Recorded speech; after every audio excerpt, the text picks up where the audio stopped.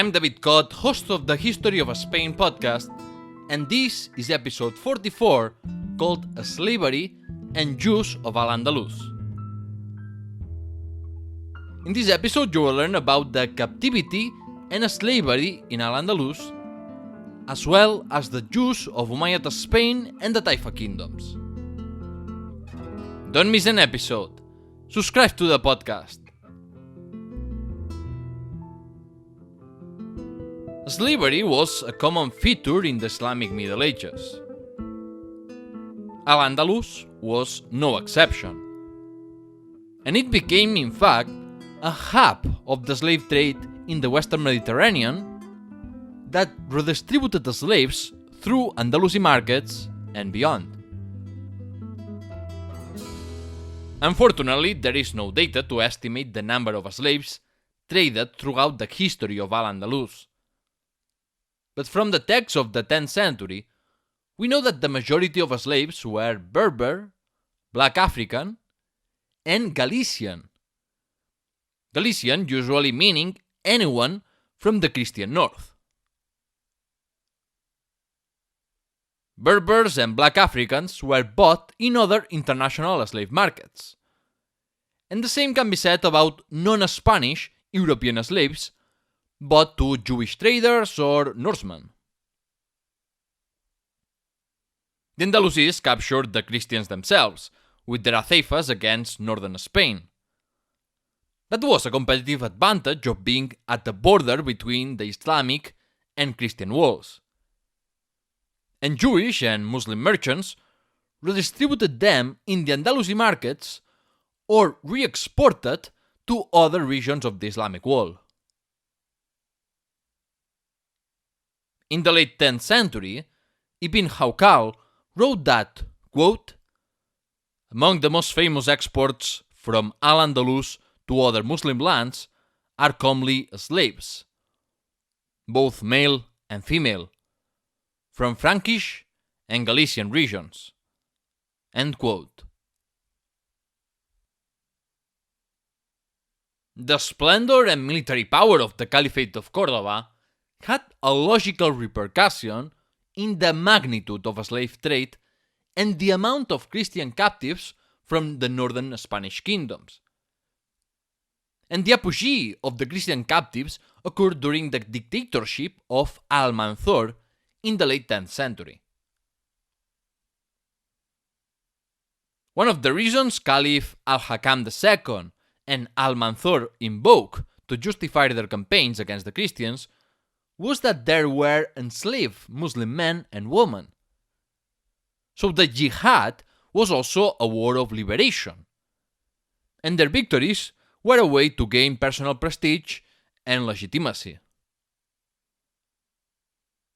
After the Caliphate of Córdoba fell, the balance of power between Muslim and Christian states changed, and the situation was gradually reverted, with more Muslims being held captive and men enslaved than the other way around. It's important to make the distinction between captive and a slave, because a captive could be ransomed and freed thereafter, while you could be a slave that had been captured or a slave born with that condition. Therefore, the key difference between a captive and a slave is the transitory character of the first. A few captives could be freed after their families, a generous lord or king, paid a ransom, or donated money for the purpose to liberate captives, or if the monarch agreed to exchange Muslim captives for Christian captives. Sometimes, cities located in the borderlands or in the coasts had Christian confraternities and religious orders that created a communal fund to liberate captives. But this was a formula that appeared after the fall of the Umayyad Caliphate. Before the Christians surpassed the Muslims, if someone of low social condition was made prisoner, he or she would, in most cases, become a slave for his or her entire lifetime. in al-Andalus, or in other regions of the Muslim world. Captives were not an exclusively Muslim phenomenon. The Christians captured and enslaved Muslims too, as their conquests progressed. Nonetheless, sources indicate that captivity and slave trade was always a more common thing in the Islamic world until the emergence of the Atlantic slave trade. During the Almoravid and Almohad periods, many Christians were enslaved. In the wars against the Emirate of Granada, many Christians were captured as well. And the conquest of Granada in 1492 didn't end the captivity of Christians, because Barbary pirates caused serious problems in the Mediterranean Sea for centuries. If we focus on captive women, the harems of the ruling dynasties or wealthy patriarchs supposed a golden captivity. Sometimes concubines tried to become the favorite of their lord, like the Basque princess Urraca, who was given to Almanzor, converted to Islam, and adopted the name Abda, eventually giving birth to Abderrahman Sanchuelo. Other times, captives were more rebellious, and this is the case of Teresa, daughter of Bermudo II of Leon, who was also given to Almanzor. She furiously pronounced this powerful statement. Quote, "A nation must trust the guard of its honor to the spears of its warriors, and not to the charms of its women." End quote. Most captive women were not as lucky as to become concubines or be freed, and they ended up as slaves doing domestic and rural activities. Women, children, and elderly were more likely than men to commit apostasy and convert to Islam to improve their conditions under captivity. And although the Church condemned apostasy, the Catholic clergy eventually recognized the need to pardon apostates who did so only to improve their conditions, to reintegrate them in a Christian society. Nonetheless, things were not that simple, and captivity supposed a very serious social problem for both the victim and their family. It was a traumatic event, and from the Christian perspective, it was a key reason of the collective and zealous hate towards Muslims. People who had committed apostasy were outcasts, and even those who didn't, and especially women, were frowned on. In some cases, their own family repudiated them. Because of the social dimension of the problem and the fact that many captives became slaves for the rest of their life, Christians were always worried about being taken captive. But as the Christians managed to raid and conquer more Muslim lands, this problem worried the Muslims too. It's interesting though how usually slaves in Islamic societies were integrated into the domestic realm. And with that, I mean that they became members of the household, although with their obvious limitations. Male and female slaves were included in the Andalusi extended family, and their owners could take care of their education if they showed great aptitudes for learning. Gifted slave women became concubines, while the rest generally married male slaves. Although we know of some exceptional cases in which a male slave married a daughter of his master. We don't have much information about the occupations of slaves, especially in the countryside. Despite that, everything seems to indicate that the differences between free people and slaves were not huge in terms of job positions and conditions. In the countryside, slave women participated both in domestic chores and agricultural works. But obviously, both free and slave women did these activities, as legal documents prove that some women work as maids for a salary. Legal literature is the genre that provides more information about domestic slaves in the cities. Interestingly, we know that slave permutations and transfers in usufruct were allowed and regulated, like animal permutations or other types of commercial transactions. For instance, a slave craftsman was worth 2 slaves that were not artisans. And likewise, it was not licit to swap one unskilled slave for another only based on beauty. Slaves could perform jobs of all sorts. And that's important to highlight because many people have the misconception that slaves were only cheap and unskilled labor. That's far from being true, because many slaves were employed in management roles or in technical professions. In the Dar al-Islam, slaves were not employed as massively as they used to be in the Roman Empire. But they were present in all levels of society and in all kinds of jobs. There were governors and generals who were slaves in the Umayyad administration. But there were also secretaries, accountants, merchants, craftsmen, masons, bakers, or embroiderers.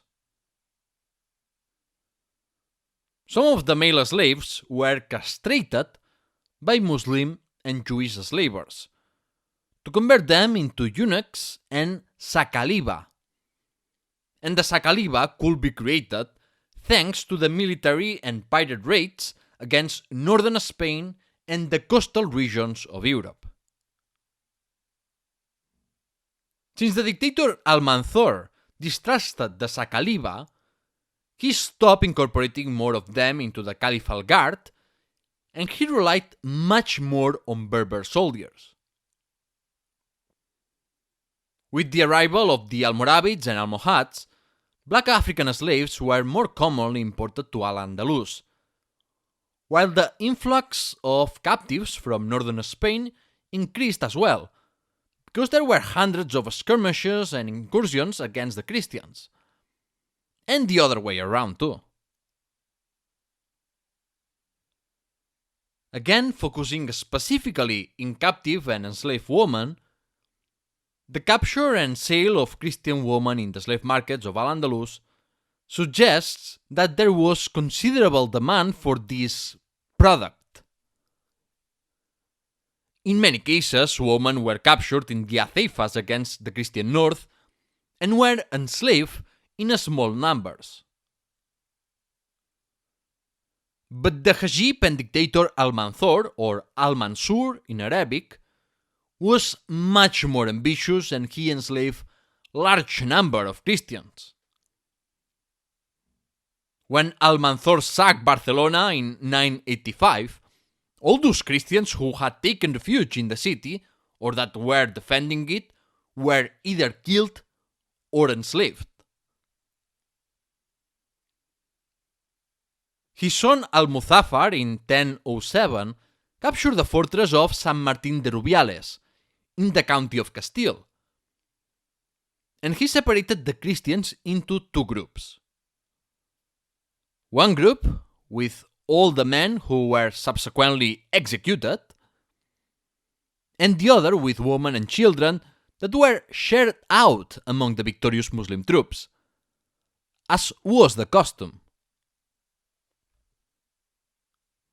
In accordance with the prevailing mentality of the time, The capture of women became the ultimate tool to dishonor the enemy.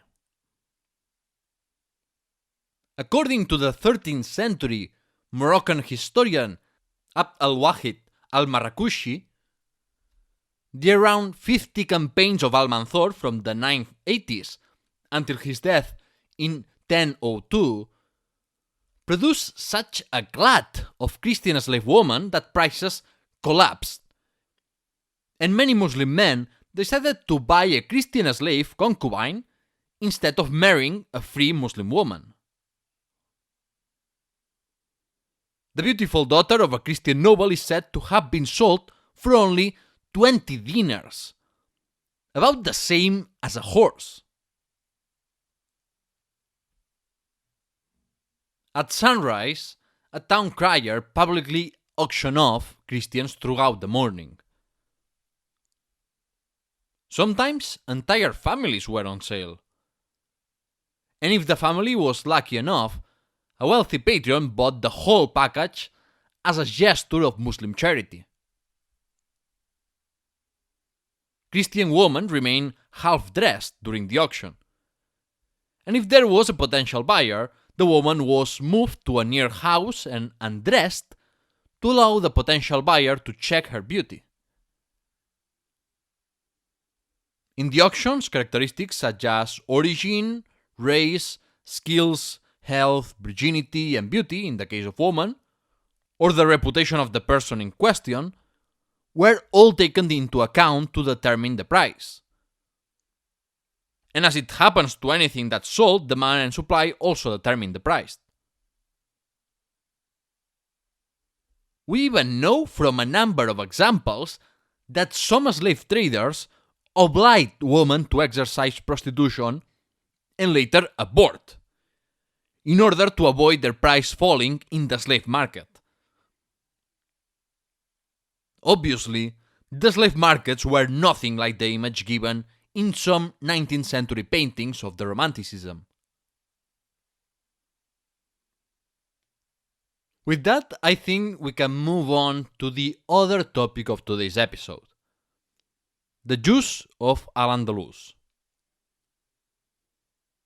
After the conversion of the Visigoths to Catholicism, the Jews had suffered much under the anti-Semitic laws of the Visigothic kingdom. The Muslim conquest of Spain supposed an improvement of the legal conditions of the Jews. And although they still faced legal discrimination, the Jews weren't persecuted and forced to convert under the Umayyads. Relationships between Muslims and Jews before the arrival of Abderrahman III don't seem to have been problematic, although we are very poorly informed about Andalusi Jews of the 8th and 9th centuries. The best known Andalusi Jew of this period is Eleazar of Zaragoza, who was born as a Christian in the Carolingian Empire.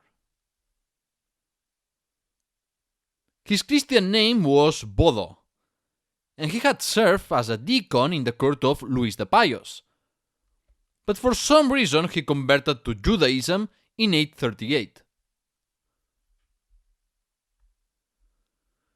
From a Catholic point of view, this was apostasy punishable by death. But Eleazar was smart enough to keep his conversion in secret, and he was determined to reach al-Andalus to live openly as a Jew. In order to do so, he recruited Frankish men with the pretext to make pilgrimage to Rome. But instead, Eleazar traveled with them to Zaragoza, where he sold his Frankish colleagues as slaves. He was a pretty awful person, I will say.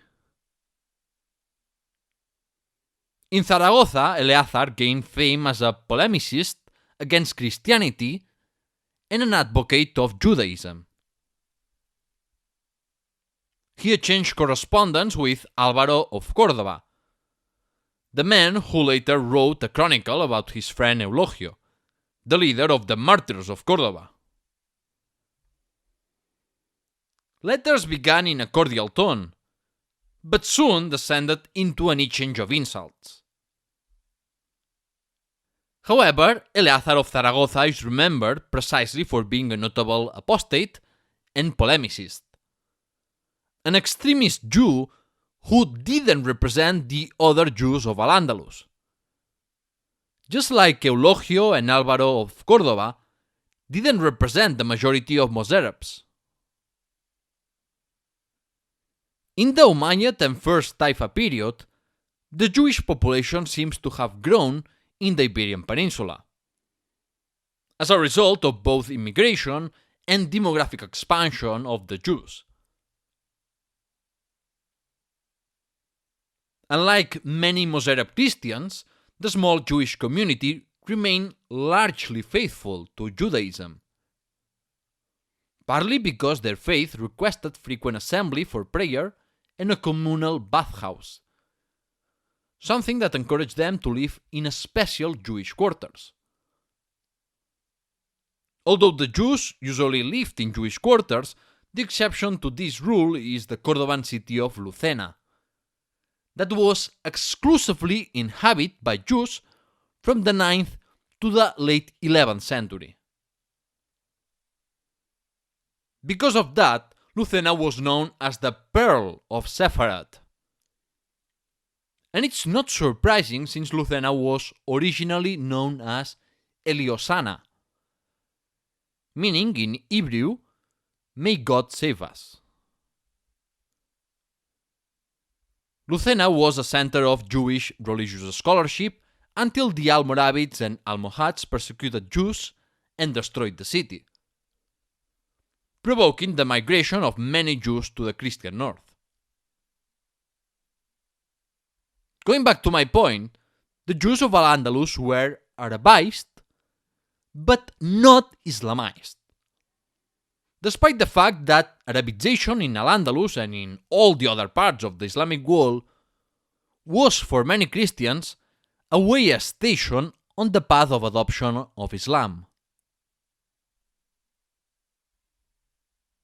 All ethnic and religious groups became more or less Arabized by the late 11th century, with fewer and fewer people speaking dialects of Mozarabic as time progressed. Although during the Caliphate of Córdoba, Romance was still widely used, even by the Caliph himself. Latin died as a language of literature among Andalusi Christians before the second millennium, while Andalusi Jews adopted Arabic as a vernacular language, but stuck to the use of Hebrew in religious activities. Jews also wrote literature using the Hebrew script, and many Jewish authors, like the renowned Maimonides, wrote works in Judeo-Arabic or even Aramaic. Moving on to the Caliphate of Córdoba, Hasdai ibn Shaprut is the first Andalusi Jew whose life is known in detail. Hasdai was born into a wealthy and learned Jewish family of Jaén in 910. He worked for Abderrahman III and Al-Hakam II, and he rose to become a senior official in the customs. Hasdai ibn Shaprut represented the archetype of the Jewish courtier, becoming the Caliph's confidant and one of his main counselors since the 940s. Other Muslim scholars and courtiers hated to see a dhimmi like Hasdai wielding so much power, but they couldn't do anything to put pressure on al-Nasir.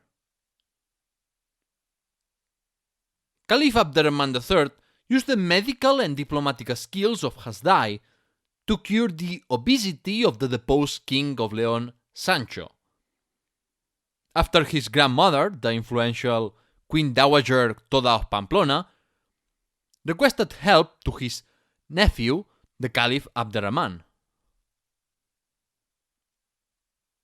Thanks to Hasdai, Cordovan influence in Pamplona and Leon increased, and so did the prestige of the Caliph al-Nasir. He spoke Hebrew, Arabic, and Latin, and that enabled him to receive and send embassies and letters from foreign powers. So he de facto became the foreign minister of the Caliphate of Cordoba. For example, Otto I of the Holy Roman Empire decided to send to Cordoba a delegation in 953 led by the monk John of Gurs, a fervent Christian who was determined to convert Abderrahman III to Christianity. The goal of this delegation was to ask the Caliph to intervene and put an end to the Muslim settlement of Francinetum in Provence, from where Andalusi pirates and slave traffickers attacked the nearby regions, including the Italian possessions of the Holy Roman Empire. John of Gurs wanted to deliver a zealous and insulting letter to Abderrahman, but Hasdai managed to persuade the envoy to obtain a revised and more respectful letter. Hasdai worked closely with a Greek scholar sent by the Byzantine emperor to translate into Arabic the Materia Medica of Dioscorides, given to the Caliph as a gift from Byzantium. These diplomatic contacts with distant Christian powers never got anywhere, but they show that the Caliphate of Cordoba had earned great prestige and it was a respected power. His success in his roles of physician and diplomat gave him the position and resources to protect the interests of all the Jews of al-Andalus. What's more, he deepened contacts between Jews of al-Andalus and other Jewish communities, including the educational centers of Iraq and the Jewish rulers of the Khazars, a mysterious semi-nomadic Turkic confederation located in the steppes of the Volga and Don rivers, from Crimea to the Caucasus. The authenticity of the letters exchanged between Hasdai ibn Shaprut and the king of the Khazars, Joseph, has been challenged by some historians.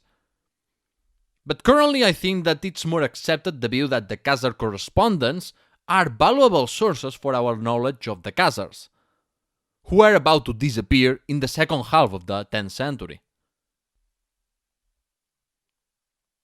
In the 10th and 11th centuries, Jews in al-Andalus prospered economically and produced brilliant cultural output.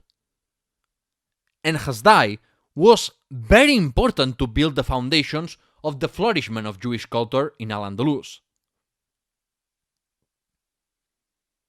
He offered patronage to Jewish religious scholars, grammarians, and poets from al-Andalus and from abroad. He also imported Jewish texts in Hebrew and Arabic, and all that provoked the flourishment of Andalusi Jewish culture that had a parallel development with the Islamic cultural flourishment under the reign of al-Nasir's son, al-Hakam II. The cultural and intellectual development of al-Andalus, with both Muslim and Jewish scholars, supposed a deliberate attempt promoted by the Umayyads to break the Andalusi over-dependence on religious and cultural models of the East, to create a unique Andalusi culture. Jewish cultural renaissance was happening elsewhere in the Islamic world at that time, but the patronage of Hasdai ibn Shaprut certainly helped.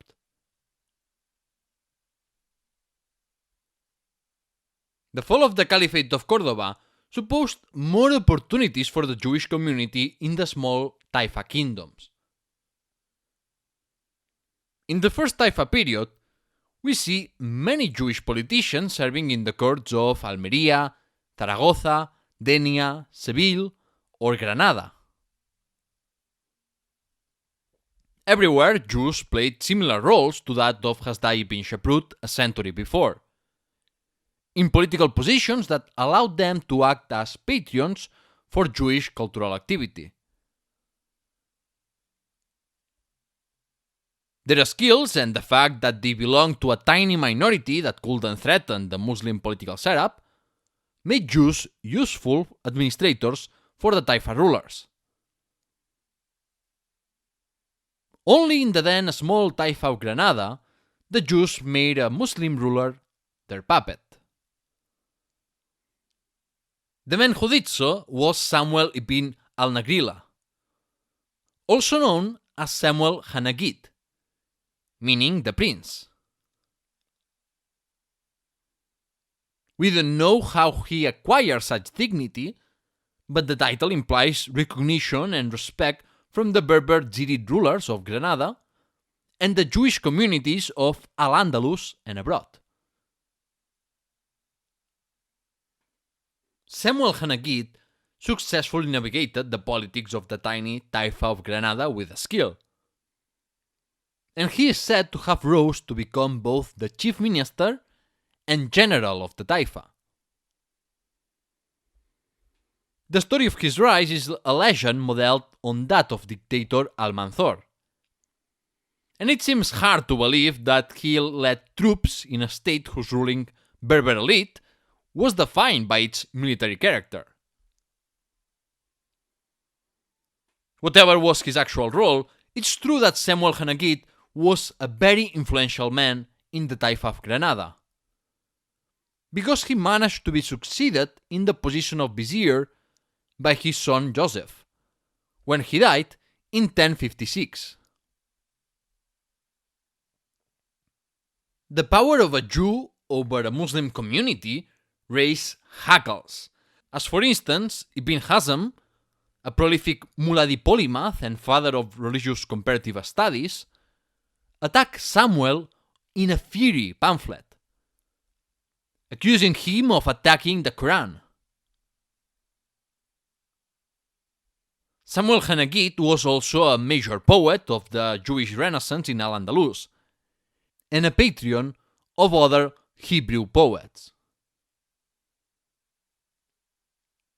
The patronage of Samuel and other Jewish viziers resulted in an explosion of Jewish literature in the form of poetry, scientific works, philosophy, and religious studies, written in Arabic, Hebrew, and even Aramaic.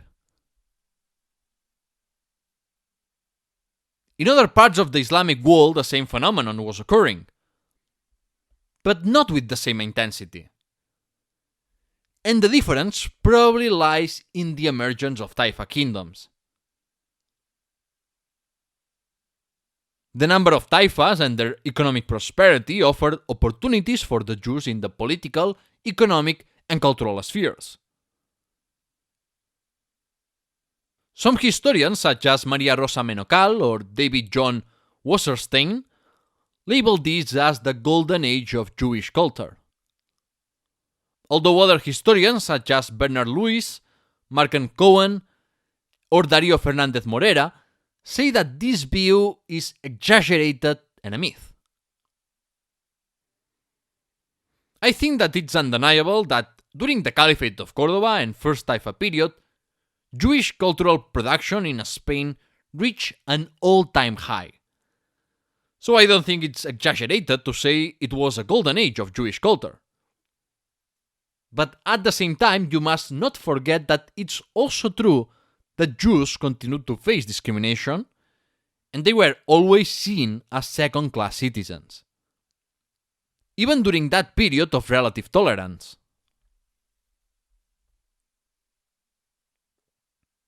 Nonetheless, like the Christian masses later, the Muslim masses resented the influence and prosperity of the Jews. And as it happened many times to the Jews throughout their history and to other minorities, the Jews eventually became the perfect scapegoat for the masses and Muslim authorities. In the 11th century, before the arrival of the Almoravids, there were a series of anti-Jewish riots, pogroms, assassinations, and expulsions. The 1066 Granada massacre is the most famous pogrom of this period, that resulted in the death of hundreds of Jews, including the son of the powerful politician Samuel HaNagid, Joseph ibn Nagrela, who ended up crucified.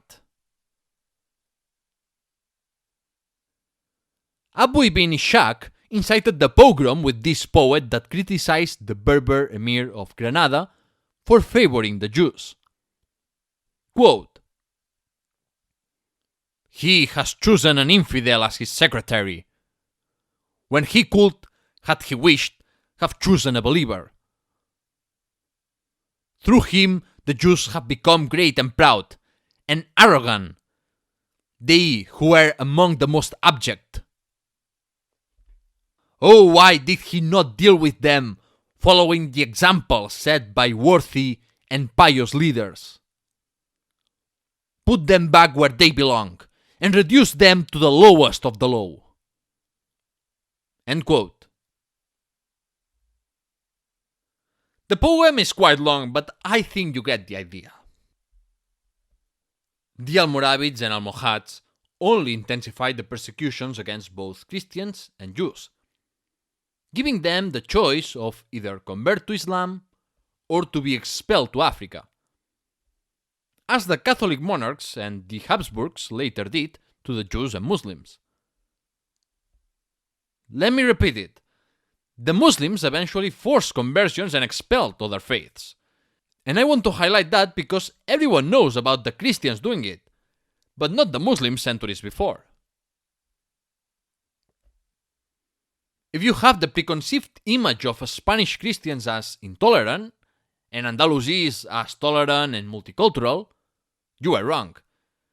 Because that depended on the period, and because the Muslims of Spain were as intolerant as the Christians later were. It was then, after these persecutions in al-Andalus, when the Christian Spanish kingdoms became a refuge for the Jews, until the Sephardic Jews were again persecuted in the 14th and 15th centuries, this time by both Christians and the Muslims of Granada. We need to understand the alliance between Jews and Muslims, or Christians, depending on the period, understanding the practical considerations of such an alliance. As other minorities, Jewish could be helpful to counter the power of a more numerous and potentially threatening group, such as the Christians in al-Andalus, or the Muslims when the Christians conquered Andalusi territory. Muslim or Christian rulers favored the Jewish community as long as it was politically and economically helpful. My professor of economic development, Luigi Pascali, along her colleague Sasha Baker, investigated the economic logic behind anti-Semitism, studying the case of Germany before and after the Protestant Reformation. The research concluded that anti-Semitism became popular in Protestant areas because Protestants started to compete with Jews in the financial sector, while in the Catholic parts of Germany, the Jews continued to monopolize that field. So, in conclusion, the existence of interreligious or interethnic economic complementarities is key to sustain the coexistence of different religions and ethnicities. And when these complementarities disappear, conflicts arise. The verdict. In today's verdict, I want to think about the poor people who remained captive for some time or who ended up enslaved for the rest of their life. Imagine that you are living close to the Muslim-Christian border, working hard in your field and waiting patiently to reap what you have sown. One day, some Muslim or Christian soldiers show up, and as a peasant, you cannot do anything to defend yourself. So you feel impotent and scared to death when these soldiers come to your field, destroy or steal your harvest, and capture you and your family as booty. If you are lucky, you and your family may be held captive for some months or years in a kind of prison. But you don't know what's going to happen, because you don't control your destiny anymore. During that captivity, you might suffer all kinds of abuses, especially if you are a woman. Even if you manage to return home, you may suffer social exclusion. So after suffering such a traumatic event, you may not belong anymore to your homeland. Sometimes it was even better to be enslaved and fit in with the same society who had enslaved you. But for most people, being enslaved sucked. And with that, the verdict ends. In the next episode, I'm going to talk about the last years of Abderrahman III and what was happening in the Kingdom of Leon, Pamplona, and the Catalan counties around the 950s and 960s. To end this episode, let me remind you that the podcast has a website, thehistoryofspain.com, that has a fantastic store with merchandising, history books, travel guides, books and material to learn Spanish, and more. If you love the podcast, you may want to support it by becoming a Patreon or making a donation. But there are other non-financial ways to support the show, like reviewing the podcast or spreading the word. Please subscribe to the podcast on Apple Podcasts, Spotify, YouTube, and more, and follow the social media accounts of Twitter, Instagram, Facebook, Pinterest, and LinkedIn. I hope you enjoyed the episode, and thank you for listening.